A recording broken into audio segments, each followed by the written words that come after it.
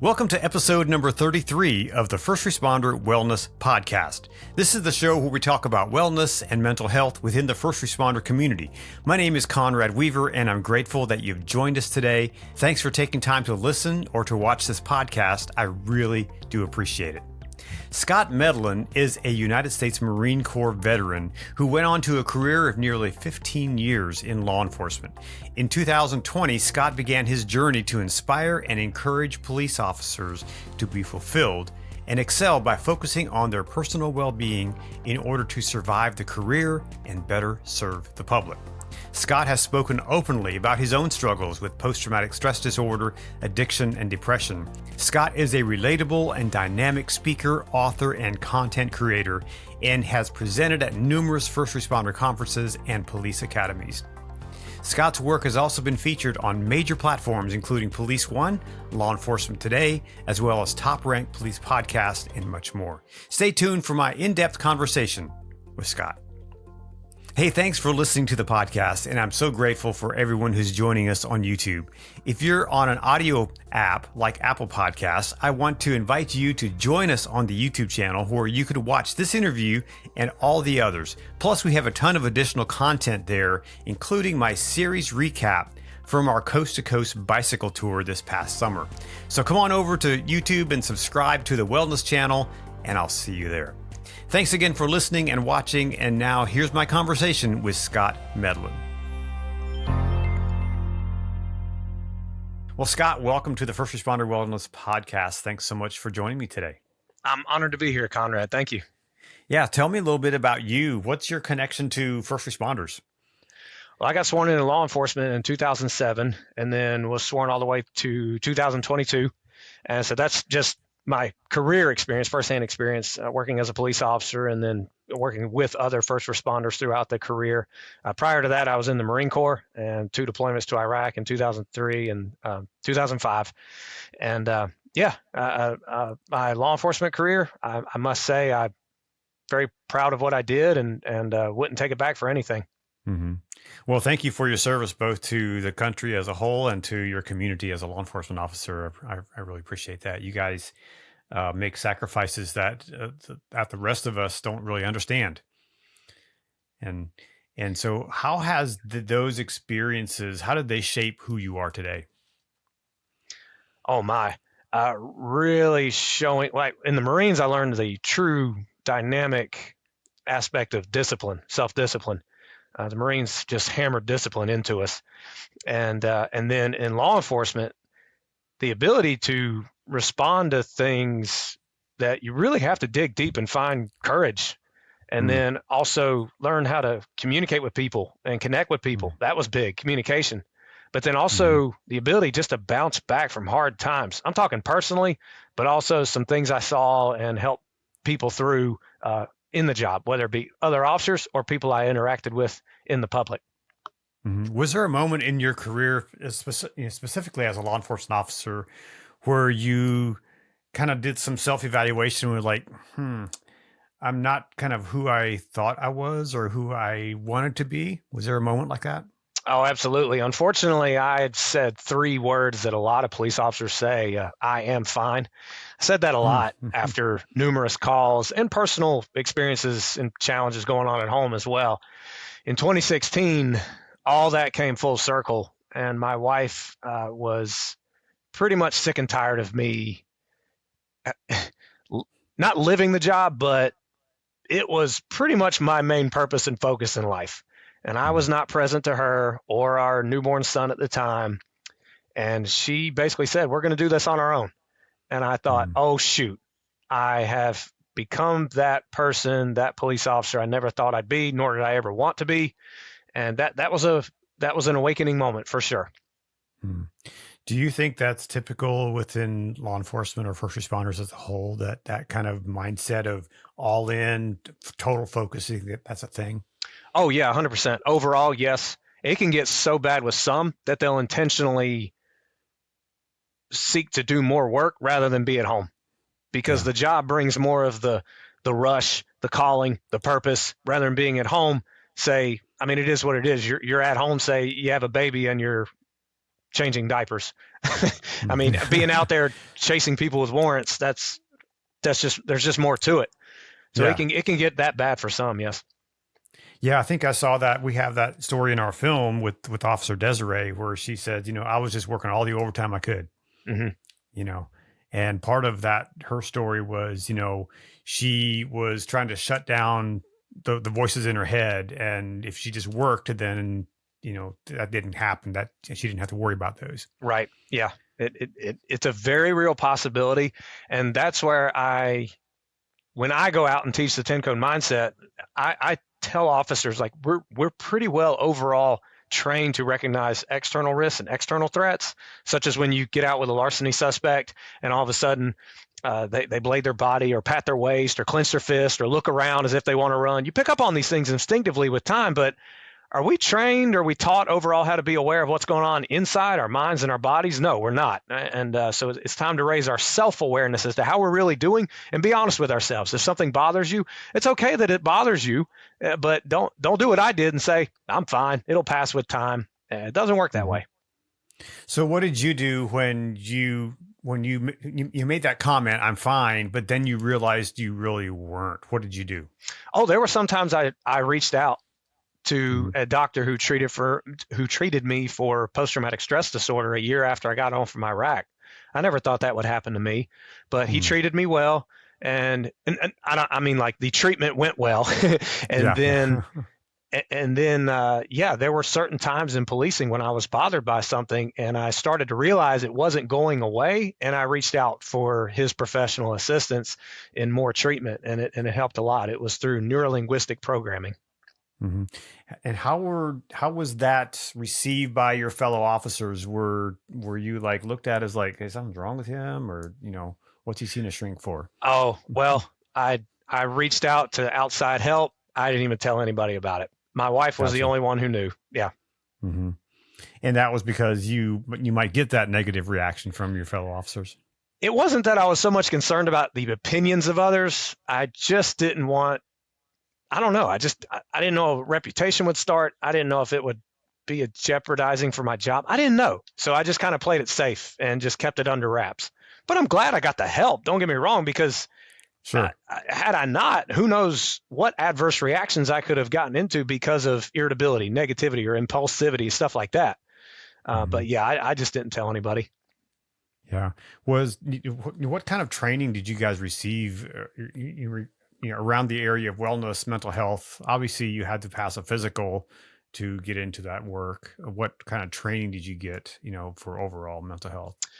When I started in 2007, we got, if I remember correctly, maybe a day or two, a course about physical fitness. And then throughout the rookie school, many veteran officers would say, you can't live this job. You have to have friends outside of it, have a hobby outside of the profession. That was about all I got. And then veteran officers would tell me and other new officers at the time. And then I found myself trying to focus on those things. But so far as official training, it didn't happen until 2020 when I was at my 13-year mark. And it only happened because, in my opinion, of the devastating year of 2019, when all those police officers in record numbers died by suicide. And then all of a sudden we have this training, and I didn't know while going through my career that I was statistically more of a threat to myself than any bad guy out there. I didn't know. I had no idea. And that did not sit well with me. What did you do with that information? I just thought, like, what can I do? And I had a vivid thought, like voice in my head say, write a book. And of course, our brains like what's familiar, and our brains seek to conserve energy. That's why it's so easy to take the path of least resistance in life, and it works sometimes. And of course, so the first thought was, well, I'm no author. It was kind of that denial at first. And then I thought, no, I care about my fellow officers so much that we can't be miserable anymore. We can't be suffering like this. So I wrote my first book, Mental Health Fight of the Heroes in Blue. And here we are talking now. And that was back in 2020. And here we are in 2024. I've written 4 books since, but in addition to that one.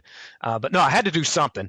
And I also go around and speak on growth mindset and building mindset, because we're stronger than than what we can initially believe about ourselves, no matter what we face in life. Well, that's interesting that you didn't see yourself as an author, as someone who's perhaps an expert on this and can write it in a book and present it. But now you've done 4 books. Yes. So how did that mindset shift? I was also going through a very personal hardship where in 2016, I'll bring that back up, I resigned from the canine unit in order to save my marriage, essentially. For a year and a half, into early 2018, I'm still struggling. Who the heck am I? Because I let the canine role become my identity. And that was my purpose and that was my passion. So I was essentially for a year and a half battling resentment, some level of depression, because the NLP doctor who I went right back to, he said, you're living in the past. You're sad that you're not in the past. And this is like a depressive cycle. And I really had to dive deep into personal development. So I started listening to the all-time greats like Eric Thomas and Les Brown and Tony Robbins and Brian Tracy and all these people who just talk about resilience and the power of the human mind and the power of the human spirit. And I just started thinking, and my thinking started to change. It really did. So when I thought about writing the book, with that initial thought, write a book.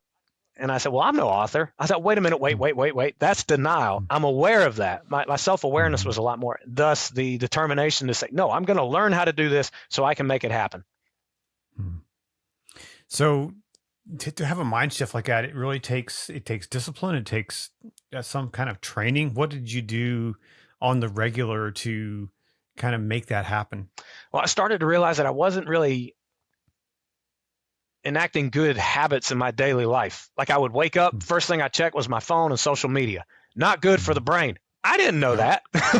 And so I would go, as I started listening to the personal development experts, they said, don't check the phone, work out, you need to read, stuff like that. And I would do that time and time again. And over time, my thinking and my habits and my way of living changed a lot.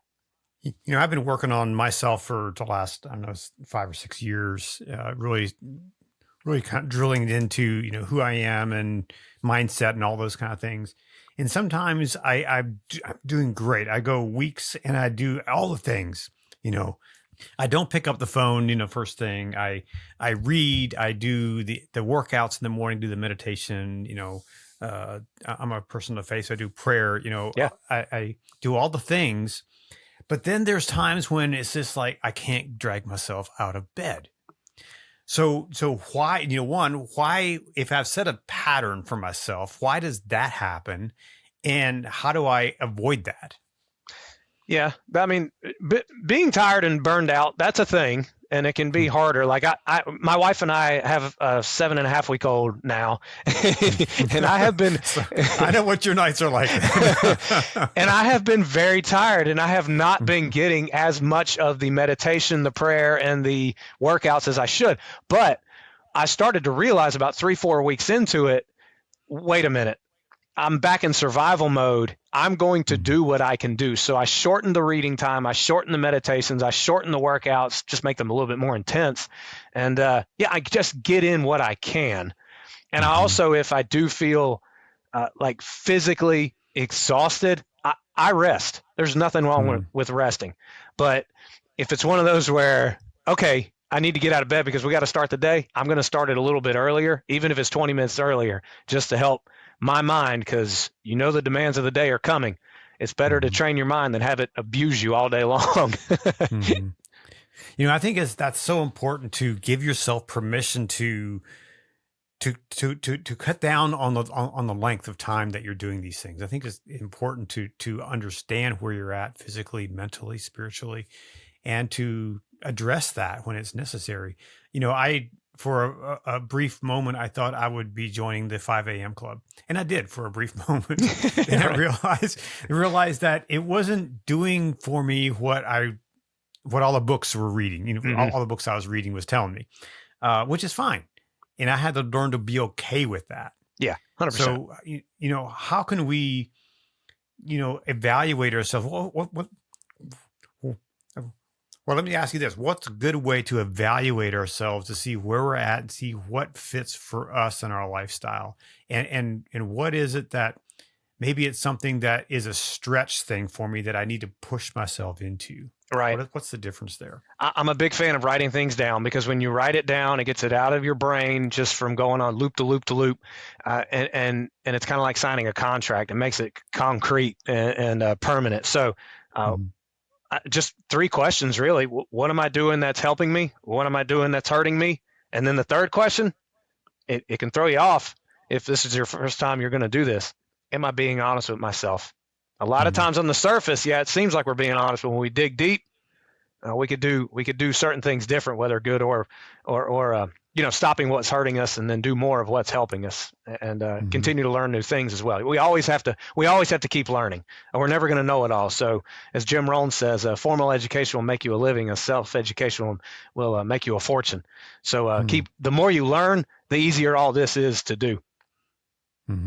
What was, or when did that moment for you come when you were like, aha, that's where I have to go. That's what I have to do to get to where I want to go?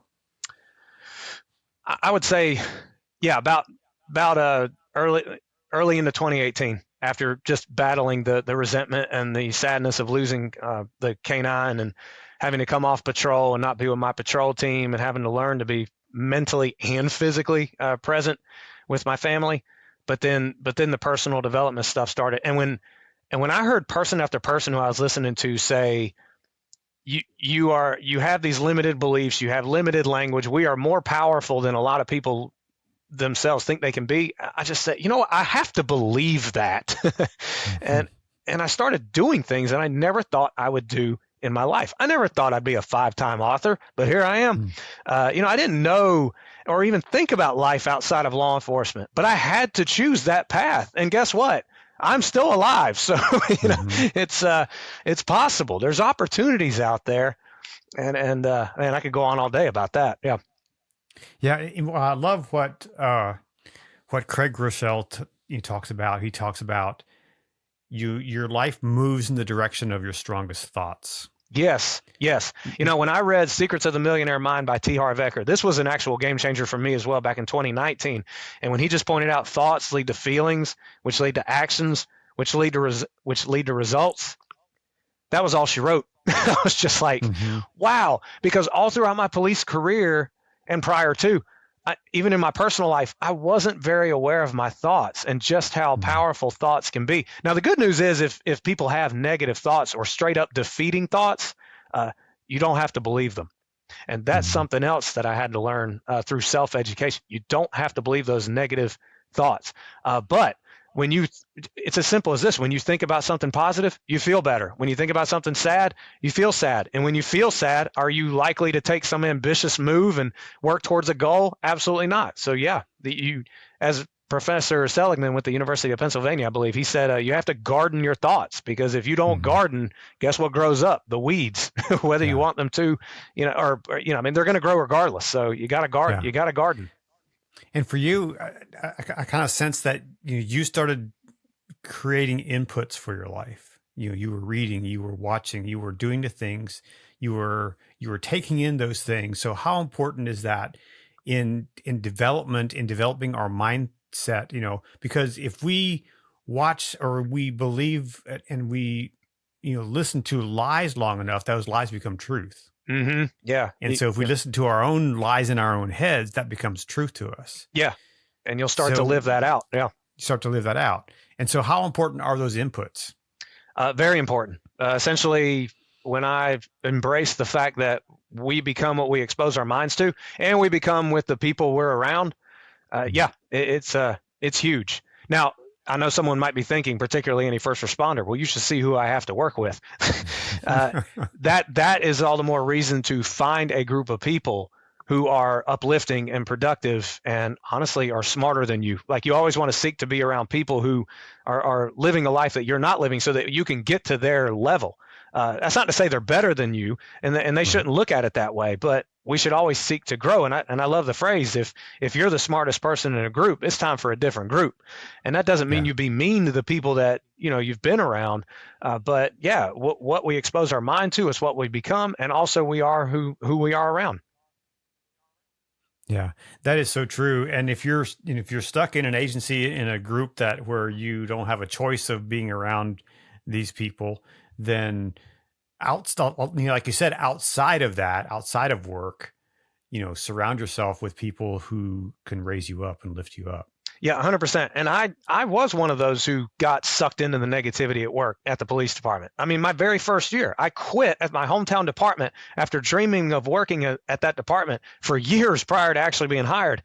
I quit a year and a half into it because I got sucked into the negativity, and they convinced me that the department was just a sinking ship. It wasn't a sinking ship, but it was a perception I had based on the negativity I was listening to.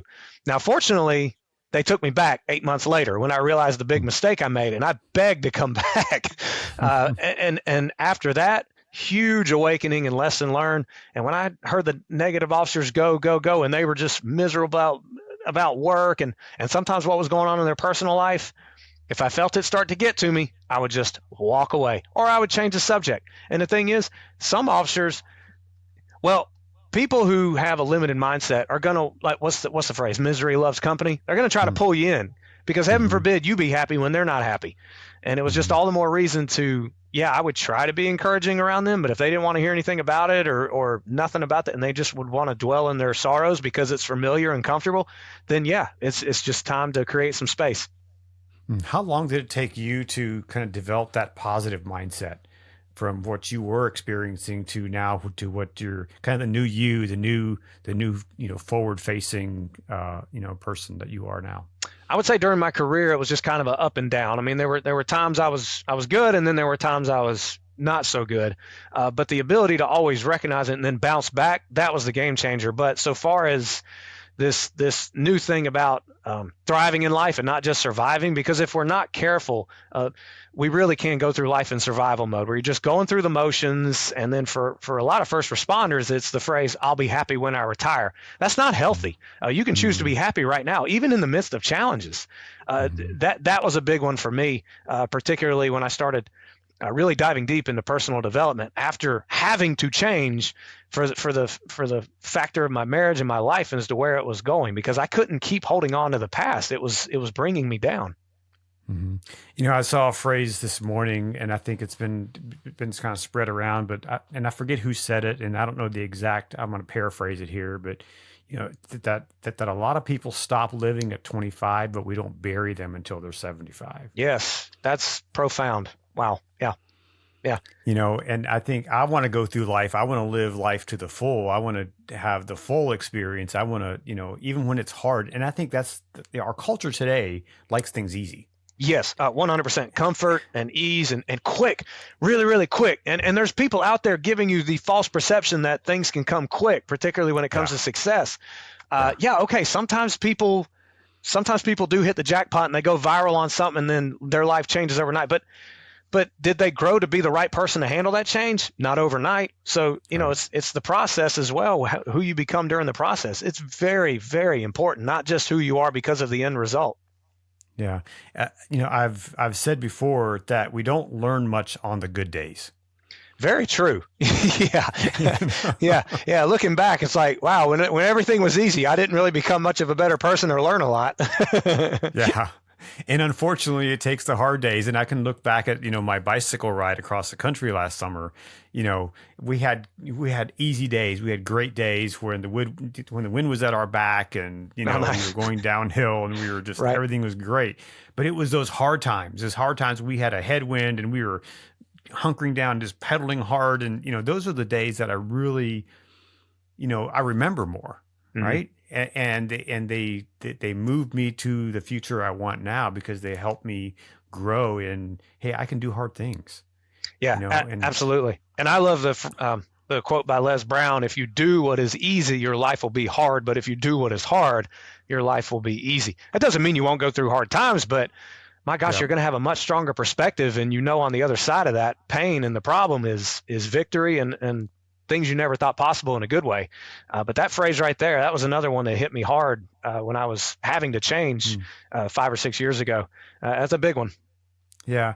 And, we can't get the physical shape that we want if we don't do, lift the heavy weights, right? Mm-hmm. Yeah. Very true. Yeah. So in your journey to where you are today, you're writing the books that you did. What's been some of the hardest things that you've had to go through? Learning.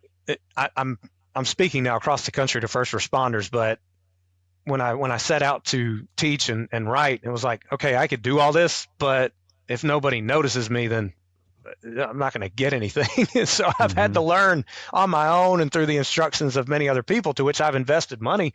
Just like I went to college and spent money to go to college, I'm spending money to learn from people who have been there. I've had to go from law enforcement to learn marketing. I never thought I'd be doing that, but I have to learn it, and stuff like that. Yeah. It's so true. I have a degree in psychology. I never went to film school and never went to, audio production school. So I had to learn all these things too. And the same thing with marketing and all that. It's a challenge to keep up with the new trends and the new things that work, right? Oh, big time, especially with AI coming into the picture, or been in the picture now for about a year. Secretly, I love AI. I mean, I've used it in several things. Like I use it to write press releases. And of course, I doctor them up to put my own spin on it as well. But it makes it a little bit easier to create. And so, what's your big message for first responders in the talks that you give? Obviously, you don't want to give away your talks here, but what is that big thing that you want first responders to do? What do you want them to get from the work that you're creating? Yeah, just acknowledge you're human. Bottom line, I tried. I am fine. It didn't work. And then raise your awareness. How are you really doing?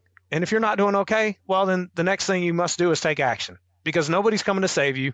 Yeah, you might have a peer support team, and yeah, you might get professional treatment, but ultimately it's up to you to change your thinking. And yes, those resources can help guide you towards how to do that.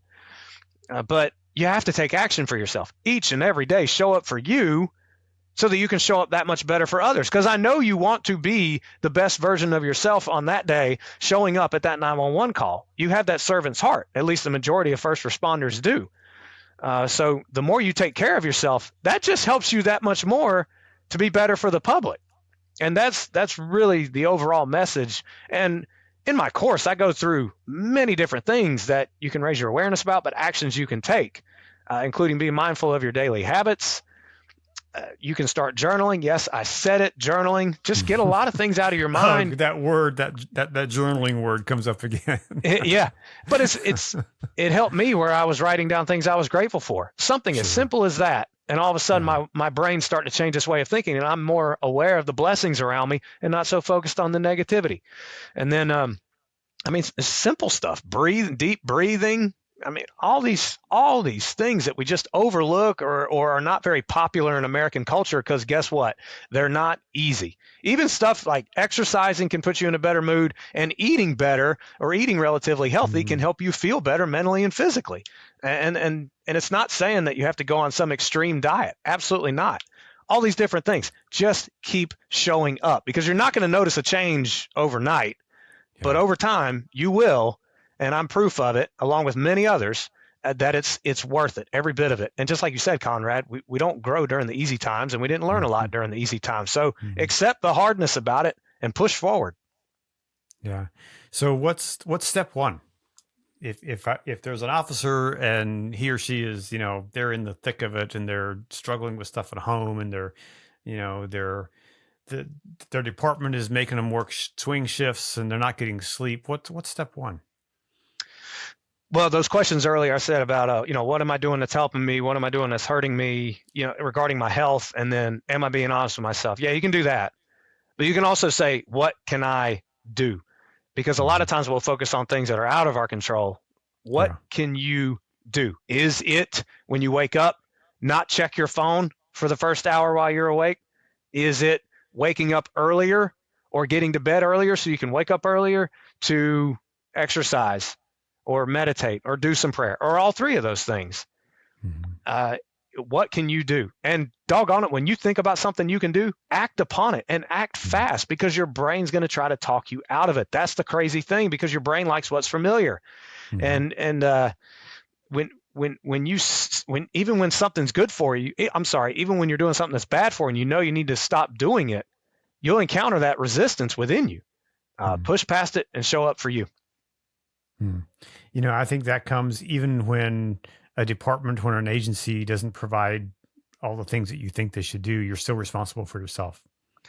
100%, 100%. And we can't lean on the department. We can't lean on, I'm not saying that they shouldn't do anything. There should be Right. leadership. There should be resources. But even if you get like guided by the resource, like someone tells you something from the peer support team, or like the psychologist even told me, the one I was seeing several years ago, he said, I can only do so much for you. You're the one that had to change your way of thinking. It is on us. It really is. But the thing Yeah. is, you can do it. Yeah. And you're proof of it, right? I am proof of it, but I'm not immune to what I speak about. I still have to show up for me each and every day, and trust me, there's been times like recently with the 7-week-old. It's been challenging for me and my wife. We have 2 older boys, and it's been 5 years since we had a newborn in the house, so we just forgot how consuming and demanding they can be. And sometimes my wife's like, "You're complaining again," but at least she points it out so I can change course. Yeah. Well, wait till you get to my age and you have grandkids. Then it's nice. You can just hand them back. Yeah, right. That's the blessing about being a grandparent. So. Right. My dad, whenever he interacts with my kids, he or they'll act up or something in front of him, he'll say, "Oh, Scott, just remember, 18 more years of this."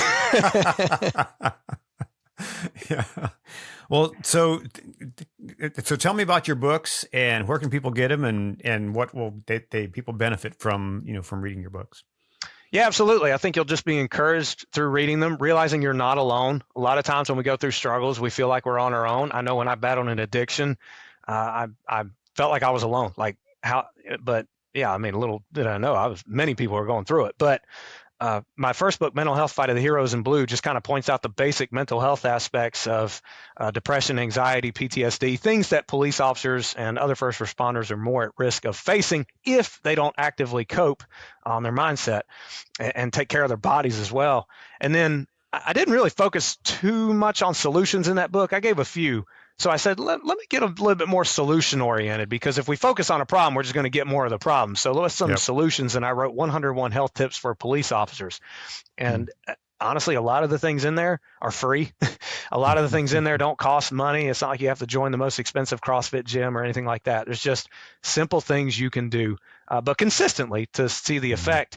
And then I thought, you know what? I miss working as a training officer, and I really do to this day. So I wrote 2 books for the newer officers, Truths Beyond the Police Academy and 101 Useful Tips for Rookie Police Officers. And a lot of it goes into, look, you're going to be told about tactics, law, policy, the Constitution. Those are all great things. But there's going to be things you're not taught about, which is basically taking care of yourself and not getting sucked into the negativity, and also remembering who you are as a person prior to the badge and who you are during it. So that you don't get too wrapped up into the job. And then the book I recently just released is The Power in Showing Up, Rising in Challenge to Service to Others. There's going to be challenges. You're experiencing things that your human brain never wants you to be a part of. And if you're not careful, even during your personal life, you can experience trauma. If you're not careful and you don't show up for you, you'll go through hardships that you could have prevented. But if you do go through those hardships and you have to change because of a reactive state like I did, keep showing up. It's worth it. And you can come out on the other side a lot stronger than you ever thought possible. And life can open up opportunities you never thought would happen. So that's it on the books. And they're all on Amazon. And I know I speak for many police officers where we don't have long attention spans, but that's humans in general nowadays. So I didn't make the books very long. And you have a podcast as well, right? I do. I have a YouTube channel and a podcast. They kind of line up with each other just a little bit, but I mean, both of them are called the TenCode Mindset, in addition to the TenCode Mindset presentation that I give across the country. It's a good, I mean, hey, I've got at least something every month to finish out 2024, and already planning on 2025. So it's growing, and I'm excited about that. That's awesome. So what's one book or one video resource that helped you outside of your books that you would recommend someone to kind of grab onto? Yeah, absolutely. Gosh, out of the many books I've read since, I would say Secrets of the Millionaire Mind. And you might be thinking, well, I have no ambitions of being a millionaire. First off, why not? What could it hurt if you become a millionaire? But I was really shocked to learn about the thinking process that a lot of people don't have, and myself included. And if you're not careful, you go right back into it in the survival mode, such as focusing on problems and not solutions. And the phrase I said earlier, thoughts lead to feelings, feelings lead to actions, and actions lead to results. It was a very dynamic book. And then a video, I would say, is something I've done for the last 2 years. If you go to YouTube and you look up Tony Robbins meditation, it's 15 minutes. So yes, you might have to work your way up for the 15 minutes, but I have a very hard time sitting down and focusing. I'm a very go-getter kind of person. That's why I enjoyed police work so much. But that meditation, that guided meditation it keeps my attention the whole time. It really does. So that was a game changer for me as well, and really helping to think about the future and vision things I would want to do from the future, and actually feel emotions with it, and not just always feel emotions from the past and let them pull me back, that kind of thing. So those are the two things: Secrets of the Millionaire Mind by T. Harv Eker, and then Tony Robbins meditation video in the morning. And I'm Catholic, so whenever he says breathe in and picture some light coming into you, I just picture the cross in front of me, and the light of Christ is coming into me as I breathe it in and say, how may I do your will today, Lord? That's awesome. So to speak to that chief out there who is maybe struggling with some of his guys and gals that maybe are struggling, what would you recommend for a leader to do to kind of get his or her troops, back in line and on the best path? Well, the first thought that comes to mind is the quote by John C. Maxwell, who's a leadership expert. We know that nobody cares about how much you know until they know about how much you care. So are you in tune with your troops? But also, what are they being exposed to first thing when they walk into that police department? Like when I would walk into roll call, particularly later in my career, I would walk into roll call and everybody was on their phones. No officers were talking to each other.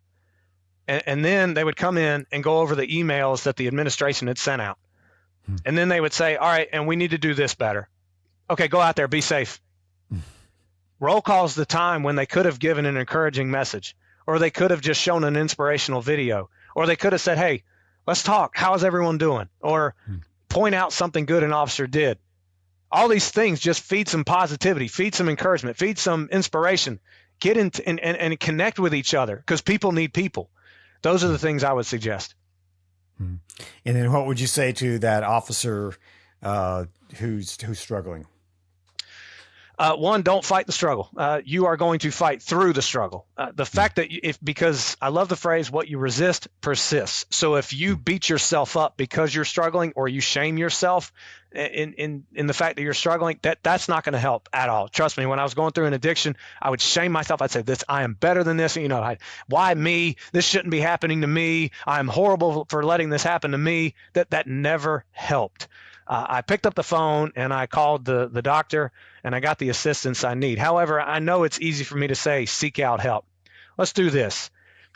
Picture your future self who's done what you want to accomplish talking to you. What would they tell you to do?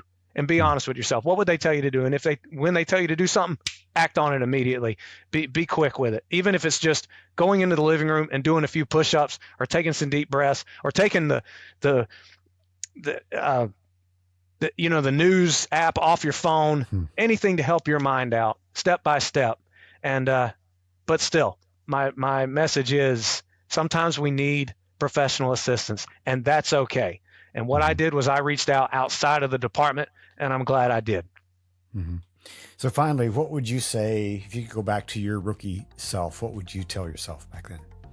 Oh gosh, I would say, you might not be living the job. You understand the importance of taking days off and not listening to your radio on days off and not living the job. But who are you as a person? You better stay in touch with that, because do not rely on external factors and what you're doing to define who you are. Because if you're going through the career and you get pulled away from an assignment, or like I was, you had to resign your dream assignment for family reasons, and you let your identity become in that role, you're going to be hurting bad, like I was. So remember who you are, because you do what you do because of the person you are. You aren't who you are because of what you do. And so give everyone your contact information, your website, and where can they find you? Absolutely. And thank you again, Conrad, for having me on. My website is thescottmedlin.com, and you can get in touch with me through the website, but I'm also on LinkedIn, on Instagram at the TenCode Mindset. And I'd love to connect for sure. I really appreciate you coming on the program today, Scott, and thanks for your insight. Thanks for your wisdom. Tell me a little bit about you. Thank you again. Thank you, Scott, for spending time with me on the show today. Be sure to check out Scott's books. I have links to all of them in the show notes. And a big thanks to all of you who have taken time to listen, to watch, and especially if you've taken time to leave a review. I really do appreciate it, and I read every single one. And if you haven't left a review yet, please do. I want to be sure I'm bringing content to you that you want to hear, and your reviews help. And remember, you are not alone. And if you need someone to talk to and don't know where you can turn, you can dial 988 for help. Be sure to tune in next week for another interview with an amazing first responder leader. And until then, be well, take care of yourself and those around you, and go out and do something great in the world.